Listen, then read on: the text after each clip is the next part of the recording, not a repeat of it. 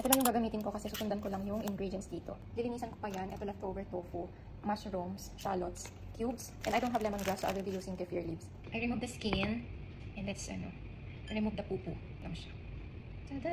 I don't know if you can see that. Ayan yung pupu niya. Pwede namang higitin. Ayan. Perfect. Just once. Sound effect. Okay. Oh, ito pa pala. Let's pour it. Let's tuk it first. Apoy pa more.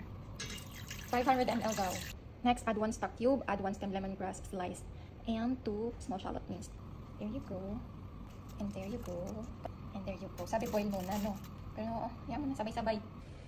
In fairness, it's giving. Yeah. Ito na, it's almost finished. Oh, babe. You're naked.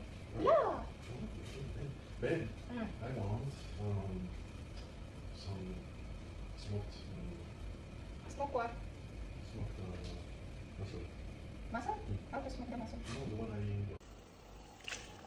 How much of that one? Of mushroom.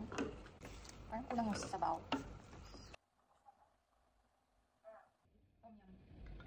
Anak, nakapagad ka yung mga person. Palakad-lakad kayo sa aking vlog. There's tofu. Naka-adjust kasi yung places. Nakawawa naman yung first one. Masakit. Oh, ano yan? Sumanghang siya. Tiis-tiis pangit talaga tayo dito. Hindi pa naman tayo mahilig sumanghang. Pero maharap siya. Lalabas lahat ng toxin, ng pawis and everything. Oh my god, pati ilong ko nangangatin.